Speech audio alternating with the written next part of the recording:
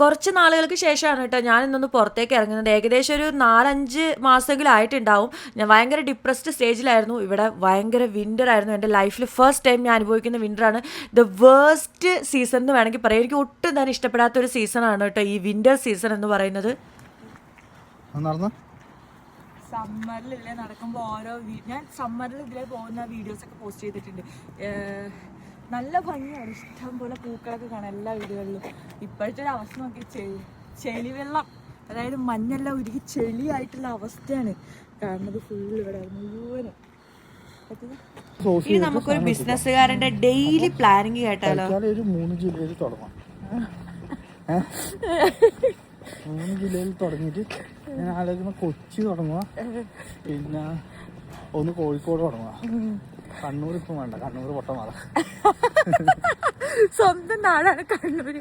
അതൊരു കണ്ണൂർ പൊട്ടനാടാണ്. ഇപ്പൊ എന്നെ കെട്ടിയിരിക്കണ പാലക്കാട് മാത്രമേ പിടിക്കുള്ളൂ. പാലക്കാട് ഒന്ന് നോക്കാം. അപ്പൊ അതിന്റെ ബെനിഫിറ്റ് നീ ഇതൊന്നും വീഡിയോ ഞാൻ ഇതിവിടെ ഡെയിലി നടക്കുന്നൊരു പ്ലാനിങ് ആണ് കേട്ടോ. പക്ഷെ ഒന്നും നടക്കാറില്ലെന്നേ ഉള്ളൂ. അങ്ങനെ ഞങ്ങൾ അവിടുന്ന് നേരെ നടന്നു. ഞാൻ ഏകദേശം 2 ദിവസമായിട്ട് ലീവ് എടുത്തിരിക്കുകയാണ് വെയിൽ കൊള്ളാൻ വേണ്ടിയിട്ട്. ഇനി അടുത്ത ആഴ്ച തൊട്ട് ഇവിടെ പിന്നെയും മഞ്ഞ് സ്റ്റാർട്ട് ചെയ്യും. അപ്പോൾ കുറച്ച് വെയിലൊക്കെ കൊള്ളാൻ വേണ്ടിയിട്ട് ലീവ് എടുത്തിരിക്കുകയാണ് കേട്ടോ. ഞങ്ങൾ ഡെയിലി നടക്കാൻ പോയിക്കൊണ്ടിരുന്ന സ്ഥലമാണ് വിൻ്റർ സമയത്ത്, സമ്മർ സമയത്ത്. അങ്ങനെ ഞങ്ങൾ നേരെ ടിമ്മിൽ പോയി. കാനഡക്കാരുടെ ചായക്കടയാണ് ടിം എന്ന് പറയുന്നത്. എല്ലാം മുക്കിലും മൂലയിലുണ്ടാവും. ഏട്ടനൊരു ചായ മേടിച്ചു, ഞാനൊരു മഫിനും മേടിച്ചു കേട്ടോ. ഇതൊരു ഫസ്റ്റായിട്ട് ഞാൻ ട്രൈ ചെയ്യുന്ന ഒരു മഫിനാണ്, സ്ട്രോബെറി ഫ്ലേവർ. കുഴപ്പമില്ലായിരുന്നു. ഇതിൻ്റെ ഉള്ളിൽ എന്തോ വിപ്പിംഗ് ക്രീം പോലത്തെ ഒരു ഐറ്റം ആയിരുന്നു വെച്ചിട്ടുണ്ടായിരുന്നു. എനിക്ക് അത്ര ഇഷ്ടപ്പെട്ടില്ല, ബട്ട് ഓക്കെ ആയിരുന്നു കേട്ടോ. വെറുതെ നടക്കാൻ ഇറങ്ങിയതാണ്. അവിടെ അടുത്തുള്ള ഞങ്ങളുടെ ഫുഡ് ബേസിസിൽ കയറി.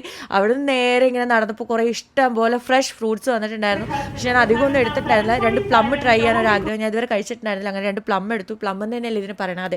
പിന്നെ അവിടെ നിന്ന് ഞങ്ങൾ നേരെ കോസ്മെറ്റിക്സ് ഏരിയയിലേക്ക് പോയി. ഒന്നും എടുത്തിട്ടൊന്നും ഉണ്ടായിരുന്നില്ല. അവിടെ പുതിയതായിട്ട് വന്ന ഐറ്റംസ് ഒക്കെ നോക്കി. ബോഡി വാഷ് ഒക്കെ തീർന്നിരിക്കുകയായിരുന്നു, പക്ഷെ ഒന്നും മേടിച്ചില്ല. പിന്നെ ഞാൻ നോക്കിയപ്പോൾ നല്ലൊരു മാംഗോ പ്രൊമഗാനൈറ്റ് ജ്യൂസ് ഉണ്ടായിരുന്നു, അതും എടുത്തു.